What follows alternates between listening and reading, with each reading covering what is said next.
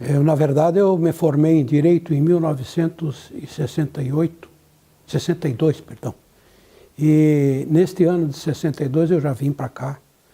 E o que me trouxe a Foz do Iguaçu foi o escritório que eu trabalhava em Curitiba, do Dr. Edgar Cavalcante de Albuquerque, presidente da Ordem, que pediu que eu viesse aqui como solicitador acadêmico, que eu não era formado ainda, para pegar um documento na Marinha Mercante que estava cobrando uma taxa de renovação da Marinha Mercante, da exportação de madeira para a Argentina.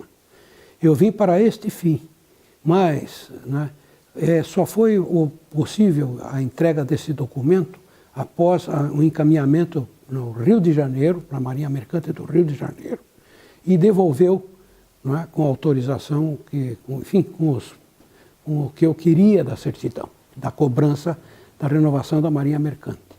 Voltei a Curitiba, entreguei no escritório e me formei em dezembro de 63, de janeiro de 63, e vim para Foz do Iguaçu, com o propósito de ficar.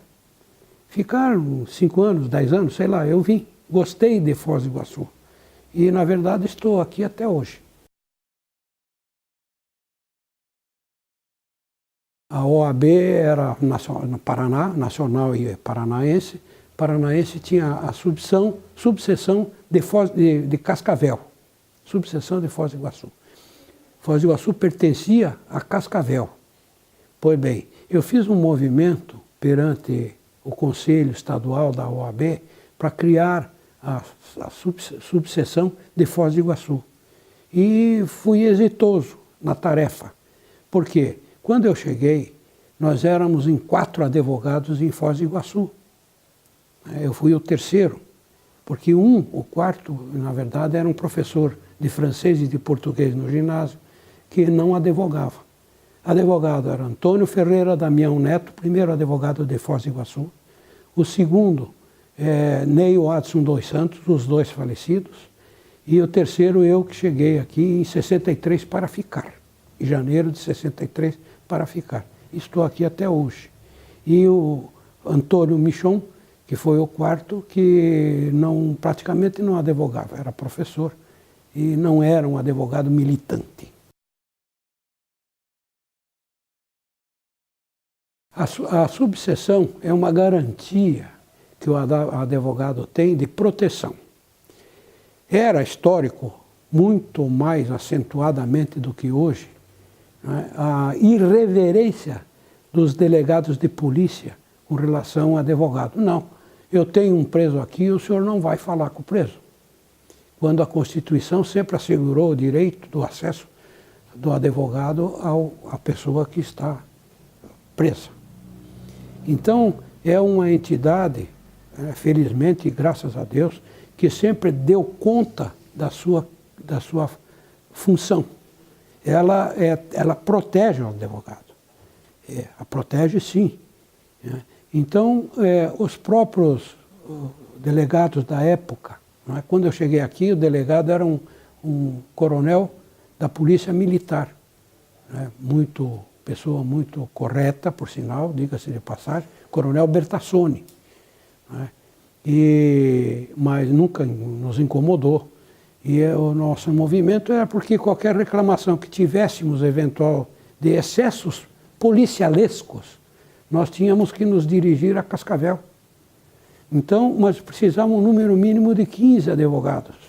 Aí eu juntei os advogados que estavam meio esparramadinhos aí por Medianeira, Matelândia e um em Céu Azul, e consegui instalar a subseção de Foz do Iguaçu. Eu não me recordo a data certa. Não vou me atrever aqui a dizer que foi em 68, não sei, não me lembro. Mas faz muito tempo. Na verdade, eu recebi a ordem, da própria Ordem dos Advogados do Conselho Estadual para instalar a subseção. A subseção sempre foi no meu escritório. Eu fui 3 vezes presidente da subseção, a primeira por nomeação e as 2 subsequentes por eleição. Depois entreguei para um colega do escritório, que era o Santo Rafaí, que foi presidente, e assim começou a OAB até nós conseguirmos instalar a sede própria, que fica aos fundos da Justiça Federal, uma sede, por sinal, muito bonita e bem moderna. Nós tínhamos dois planos. O primeiro plano, pelas dificuldades, na época não tinha internet, não tinha telefone, Foz do Iguaçu, o telefone era só local, não é? Nós tínhamos dificuldade para mantermos contato com Curitiba. As minhas 3 gestões, ela se debruçou em cima de trazer professores de direito para dar aulas para os advogados daqui, das renovações e das inovações no direito penal, no direito de processo penal, no direito civil, processo civil e constitucional. Então, a atuação da ordem era trazer pessoas ilustres, professores, né, que eu não vou citar o nome, porque eu vou citar o nome de 1 ou 2 e depois vai ficar ruim, porque a maior parte é falecida hoje. E, então, essa era uma atividade para que nos trouxessem as novidades, as inovações dentro dessas múltiplas áreas do direito. E, no segundo passo, são os processos disciplinares. Os processos disciplinares sempre foram votados, né, e feitos, montados pela Seccional do Paraná. Isto modernizou, foi modernizado. Hoje, a própria subseção tem o direito de investigar, né, um comportamento negativo por parte de um advogado. Por quê? Como eu disse no começo, como a ordem protege os advogados, ela também tem o lado punitivo.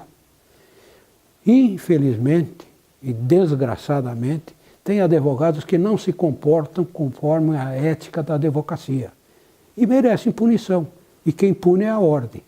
Ah, alguém que diga que a ordem não pune ninguém. Eu sou absolutamente contra essa afirmação, porque essa afirmação é negativa e errada. Eu participei durante 8 anos do Tribunal de Ética, que está colocado em Curitiba. Recursos que fazem para advogados suspensos, para advogados que tiveram sua cassação do seu diploma. Então, participei, né, com muita honra, né, dei os meus votos, né, e cumpri o meu dever. Então, o Tribunal de Ética, ele serve, não é que ele serve para punir, não é que serve para punir, ele serve para fazer justiça. Ver bem o que a pessoa está relatando como infração ao Código de Ética e julgar com serenidade. Mereceu? Puna. Não mereceu? Obviamente que não vai ser punido.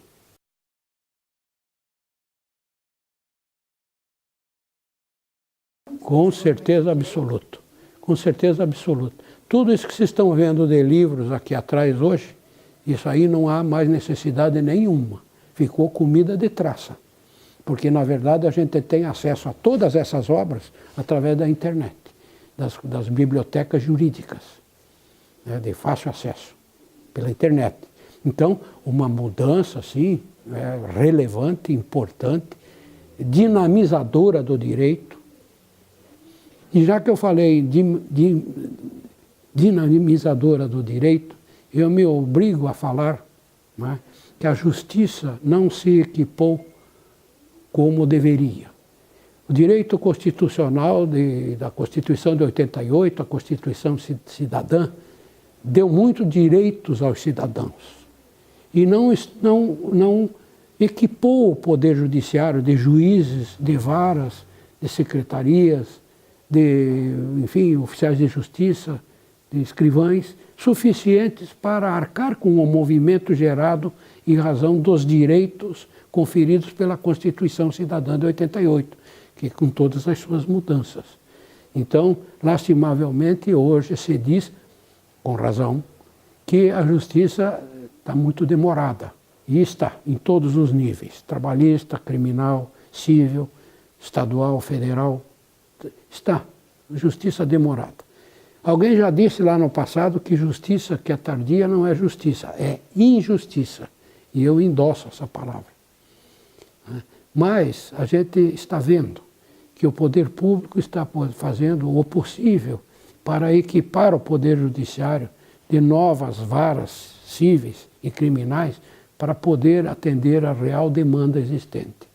Hoje tem aquilo que começou como juizado especial, né, de pequenas causas, que hoje é juizado especial, que se não fosse a existência do juizado especial, esta justiça togada, essa justiça normal, da togada, de juízes, ela estaria falida. O que está salvando é exatamente a criação dessa justiça nova, né, que conta com o auxílio de advogados, enfim, de todos. E, então, peca o Poder Judiciário, né, não por si, porque o Poder Judiciário depende de leis. E aí nós remetemos para o Congresso Nacional, que está na mão dos deputados e dos senadores, prover a justiça de equipamentos que oportunizem mais celeridade para a pronta prestação jurisdicional, que eu não vejo muito movimentação do Congresso Nacional nesse sentido.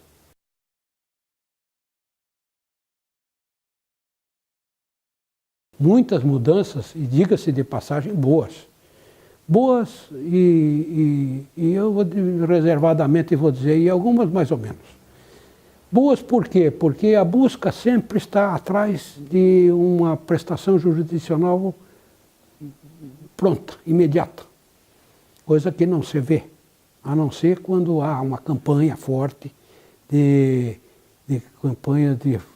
que as partes se componham. Não é? Isso aí tem dado baixa de muitos processos que levariam mais 3, 4, 5 anos para serem decididos.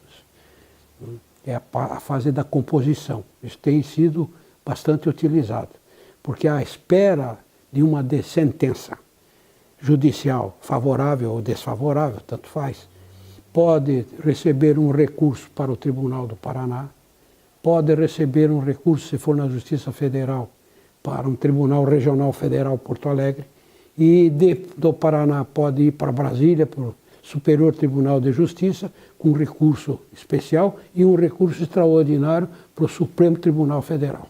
Então, o que se vê hoje é que um processo, se o advogado quiser, o advogado de uma das partes, aí não depende do juiz. Se uma das partes quiser protelar a demora da conclusão de um processo, ele sendo hábil e experiente, ele pode conseguir, com certa facilidade, 10, 12 anos de espera para uma solução, a nível de recurso extraordinário. Triste, mas é verdade.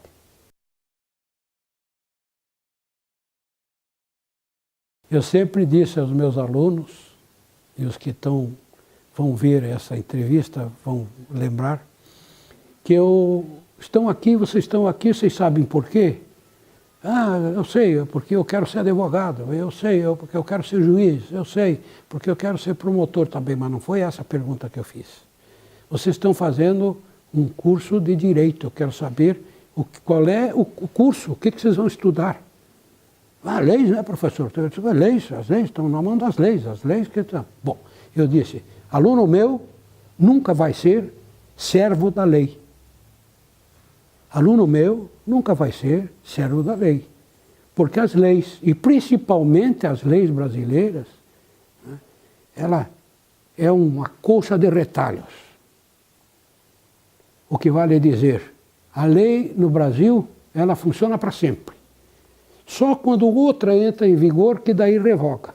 Revoga-se as disposições em contrário. É assim. Existem sistemas europeus que a lei ela é vigente por 50 anos. Atingiu 50 anos, ela não é mais nada. O Congresso é que se mexe e que faça lei nova, porque não é mais nada. Aqui não. Aqui não. Nós temos decreto do Getúlio Vargas de 1944 que está funcionando hoje nesse país. Então, eu disse sempre que vocês não devem ser escravos da lei, porque a lei é mutável, a lei muda. Se vocês forem favoráveis ao estudo das leis, não é, vocês estão endossando plenamente o que o Estado democrático, entre aspas, alemão, fez na Alemanha no nazismo. Tudo aquilo que Hitler fez, enfileirando os judeus para a cremação, para a morte, tudo aquilo foi feito à base da lei pré-formada pelo sistema alemão. Leis, nós temos leis no Brasil que não valem nada. Leis que não valem nada.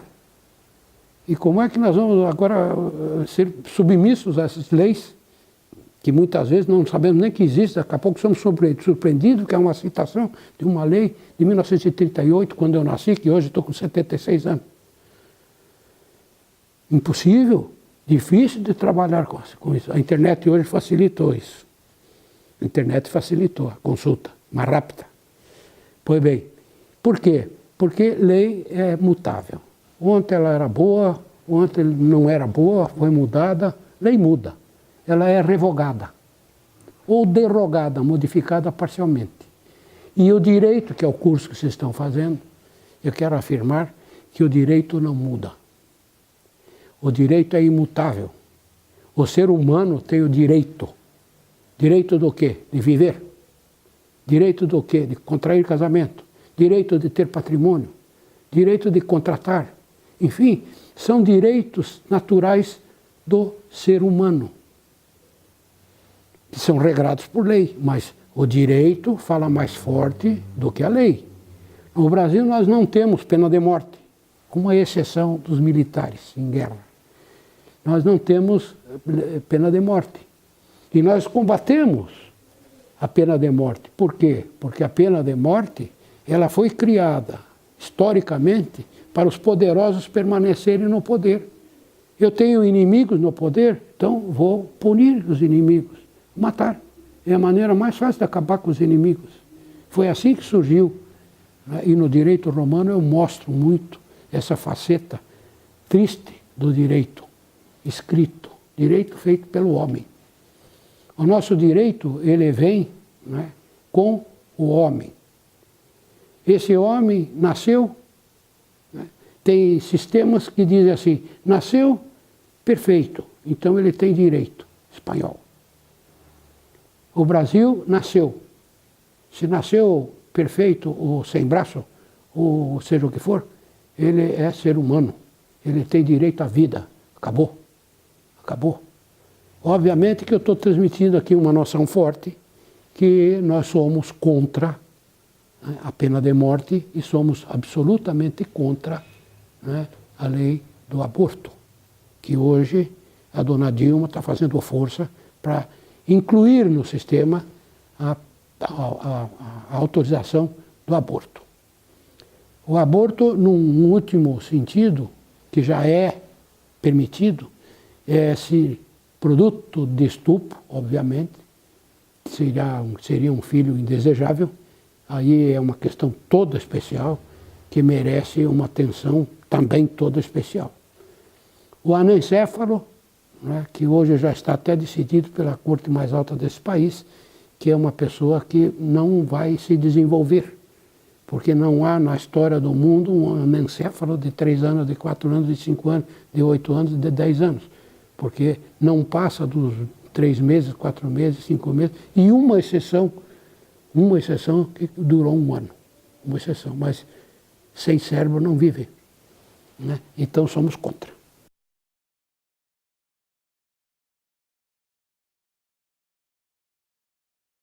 As mudanças que nós queremos, que ainda não se operaram, né, o direito constitucional tem que ser mexido novamente, o direito de processo civil, que o Congresso Nacional está se mobilizando, o nosso processo, ele é da época, né, em que foi uma inovação, mas já está bem ultrapassado, bem ultrapassado. Nossos inquéritos policiais, por exemplo, que é onde começa a apuração criminal, nós só temos no Brasil, temos em mais 2 ou 3 países da África, que tem esse processo de inquérito, como é feito no Brasil. Carimba, manda ouvir, desmanda ouvir, e fica assim, com questão de 3, 4 anos, atrás da persecução de um delito que já devia estar sendo julgado. Não é julgado porque o inquérito não ficou pronto. E aí vem as prescrições, que derrubam a apuração. Então, isso tudo tem que ser modificado. Mas eu diria que na área do direito de família, por exemplo, tem os prós e os contras. Eu quero só dizer que houve uma evolução muito grande. Eu nunca entendi. Fui na primeira turma de juristas brasileiros discutir a lei do divórcio brasileira, que dizia assim, primeiro separa, fica 2 anos separados.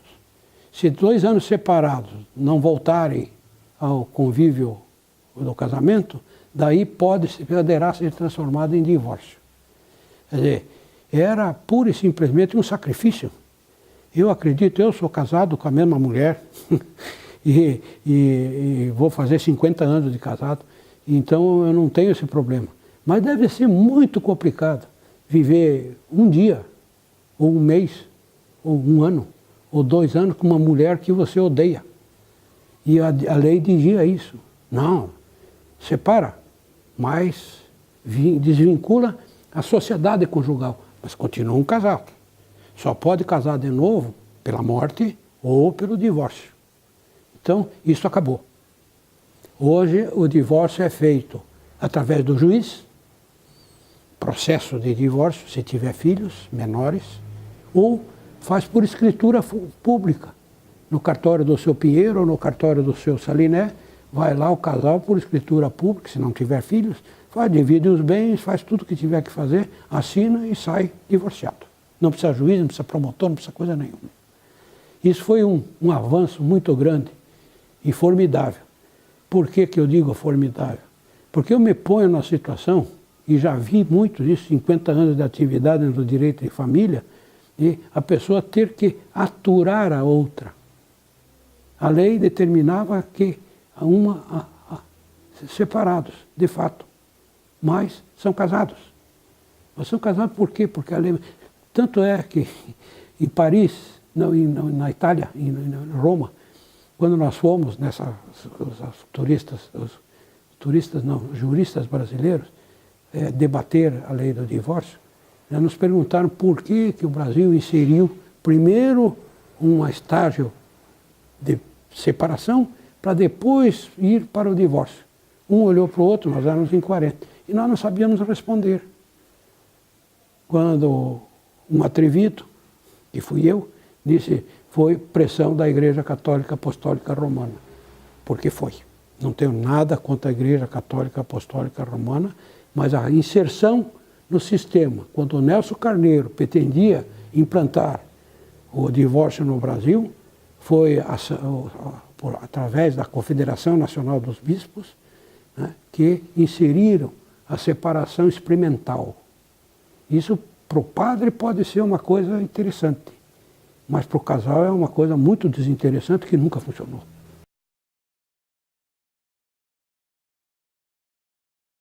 Participei em Roma, participei em Paris, em Sorbonne, participei no John Jay College de Nova York e participei no colégio em Londres,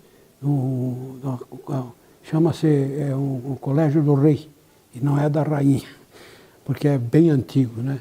Bom, muito bem.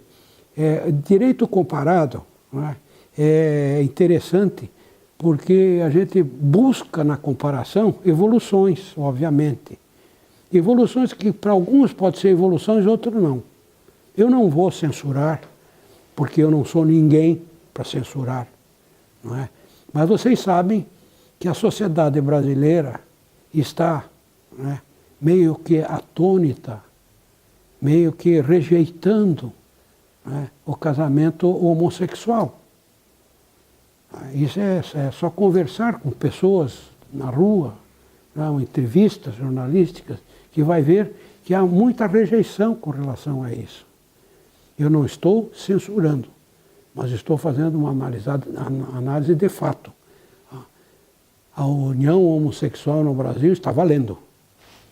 Está valendo. O homem pode casar com homem, mulher pode casar com mulher. Eu fui fazer uma audiência em Pissarras, e a audiência foi adiada das 2 horas da tarde para as 5, porque a juíza estava casando com a promotora. Nós esperamos, vamos bater palma lá no casamento. Mas é difícil de engolir. Mas tem que engolir, porque é lei.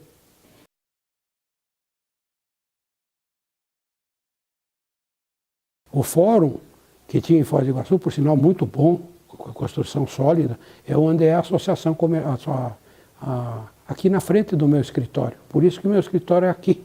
Aqui onde é a Fundação Cultural era o fórum. Tinha vara criminal, tinha vara civil, né? Era um juiz só quando eu cheguei.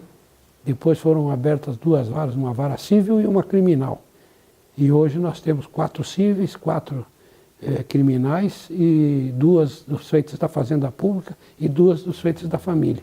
Mas mesmo assim, como eu advogo também em Santa Catarina, né, eu faço uma comparação triste para o Paraná, boa para Santa Catarina. Porque quando eu fui trabalhar em Itajaí e em Joinville, Joinville tinha uma vara de família e Foz uma vara de família. Pois bem, hoje, Foz do Iguaçu tem 2 varas de família e Joinville tem 4 varas de família. E não atende. Ainda as prateleiras estão forradas de processo. Então você veja como nós estamos bem aquém, né, da necessidade do serviço, da prestação jurisdicional pelo Poder Judiciário. O Tribunal de Justiça do Paraná, ele tem economizado tanto que não faz concursos, né, mais próximos um do outro para o cargo de juiz. Muitos alunos pretenderam, outros já são, outros já estão lá como juízes, mas acontece que a necessidade é muito maior do que o número de concursos que fazem. Porque para fazer um concurso para a magistratura, para colocar um juiz, por exemplo, mais um juiz em Medianeiro, em Matelândia, enfim, mais um juiz em 2 ou 3 varas em Foz do Iguaçu, que está precisando, né? Isso depende de cartório, exame para cartorário, exame para oficial de justiça, exame, enfim, um quadro novo tem que ser feito. Isso aí sempre o Poder Judiciário do Paraná anda atrás do governador com o chapéu na mão, porque não tem verba suficiente para fazer essas necessidades que o Poder Judiciário tem de ter mais juízes e mais escrivães e mais oficiais de justiça.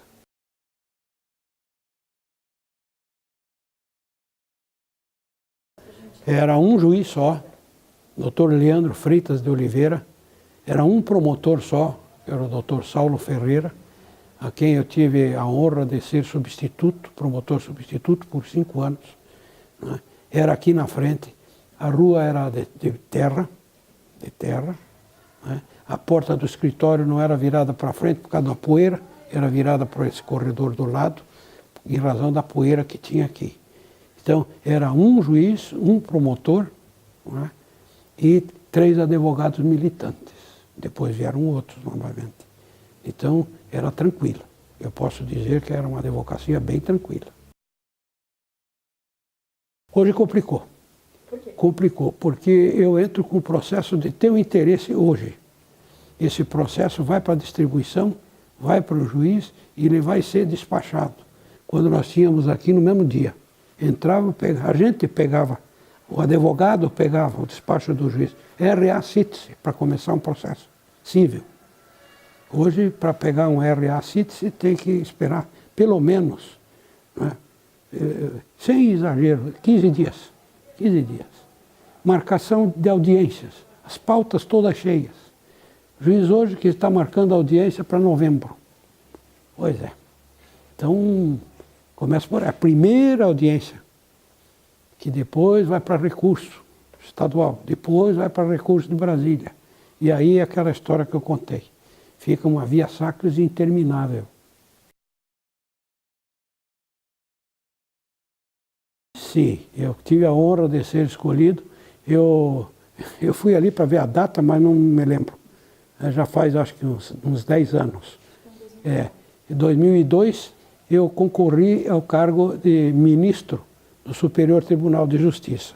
Como é que funciona essa escolha? Nós éramos em 1.700 pretendentes, advogados, porque a composição dos tribunais superiores, ela é composta, para cada juiz togado que vai para o Superior Tribunal de Justiça, não é? Para cada 5 que vai um advogado e um promotor. A lista de advogado quem faz é a OAB Nacional. Então, primeiro teste é feito na OAB da subseção da Seccional do Paraná. Disso aí tiram então 6 nomes. Esses 6 nomes vão a Brasília. E esses 6 nomes de Brasília passam por uma prova no Conselho Federal que ficam em 3. Isso do Brasil inteiro. E sobra uma lista tríplice. E eu participei, né, graças a Deus, com uma lista tríplice para ser ministro do Superior Tribunal de Justiça. Depois dessas 3 escolhas, essa lista vai para o presidente da República e o presidente da República escolhe um. E esse um é o ministro. E eu fui preterido na escolha política. Mas o processo é assim. Eu creio que, em razão desse concurso, esses concursos são sempre acompanhados pela imprensa ligada à ordem, etc. Eu só acredito que o meu nome foi incluído como um dos melhores advogados do Brasil em razão das plenárias que pode ser assistido pela imprensa na OAB de Brasília, quando o candidato ele é sabatinado por no mínimo meia hora, 40 minutos, que foi o que aconteceu comigo 2 vezes. Uma vez para o Tribunal Regional Federal de Porto Alegre e outra vez para ministro do Superior Tribunal de Justiça. Eu me senti muito honrado, né, porque o fato de escolher entre todos no Brasil, né, me deram um destaque, eu tenho ali fotografias, tenho tudo, eu me senti muito honrado porque eu nunca esperei isso. E quando eu fui convidado, eu agradeci muito e participei. Fui no Hilton de São Paulo, na época que tinha o Hilton, hoje não tem mais, receber a premiação. Então, é uma honra para qualquer advogado, principalmente, eu vou colocar um principalmente aqui, para advogado do interior. Porque sempre os principais advogados que foram escolhidos da capital é São Paulo, é Rio de Janeiro, é Curitiba, é Porto Alegre, etc. E eu fui uma exceção na regra, que foi um advogadinho lá de Foz do Iguaçu que participou da lista tríplice e da premiação de melhor advogado do Brasil, que eu tenho muita honra nisso.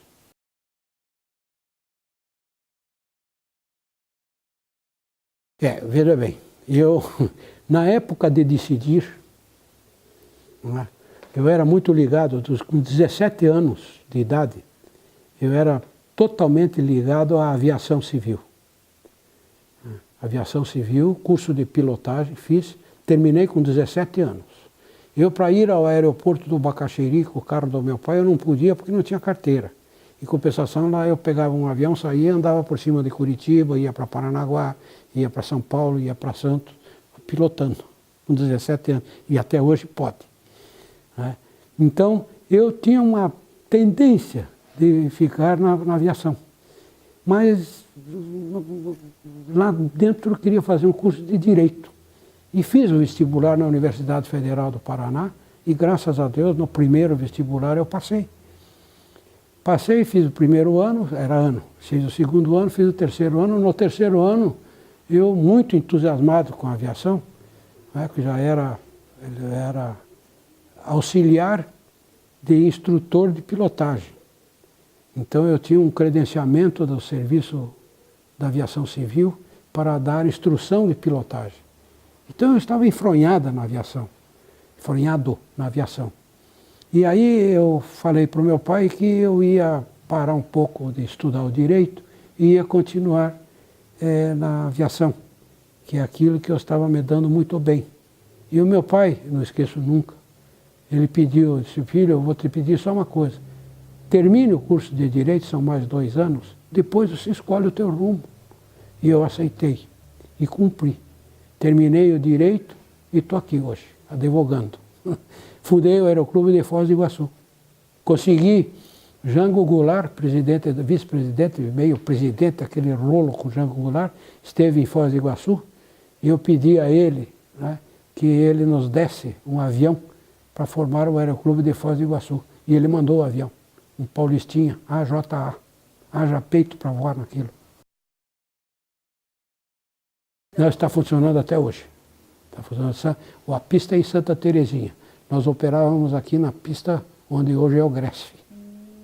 Colocamos um andar feito com toras de madeira, o andar para guardar o Paulistinha.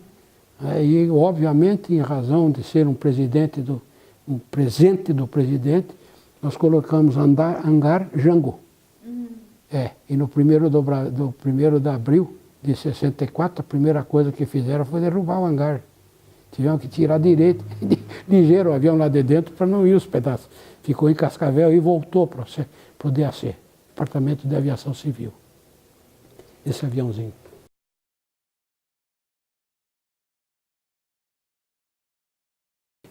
Veja bem, sobre a OAB de Foz do Iguaçu, eu tenho pouco a falar, porque eu me desliguei. Eu fui vice-presidente na gestão, 2 gestões anteriores, e depois disso eu fiquei já com 75 anos, né, afastado. Mas eu só posso elogiar. Não é? Tem colegas que criticam, como toda a gestão que é eleitoral, que se vota para escolher alguém para dizer. Eu tenho muito respeito pela atual diretoria e estou entendendo que eles estão cumprindo o seu dever. Não tenho objeção nenhuma.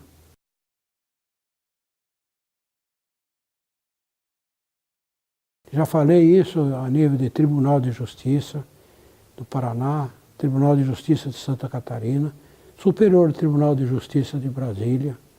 O que precisa acabar é o seguinte: a justiça hoje ela é feita sem papel. Nós não trabalhamos mais com papel. O que vale dizer, hoje é a internet que funciona. Só que no Paraná nós temos um sistema. Santa Catarina é outro sistema completamente diferente. Tem que estudar tudo o que o Santa Catarina tem de diferente, porque não é o mesmo. São Paulo também. Então tem que, me perdoe a força forte da expressão, terminar com essa palhaçada e fazer um sistema só para as justiças estaduais, um sistema só para a Justiça Federal, um sistema só para a Justiça do Trabalho, e estamos conversados. Enquanto não fizerem isso, OAB superior a nível nacional, eu estou insatisfeito e estou reclamando. Eu agradeço a atenção que está me sendo dada e me coloco à disposição para qualquer esclarecimento das palavras que eu proferi aqui.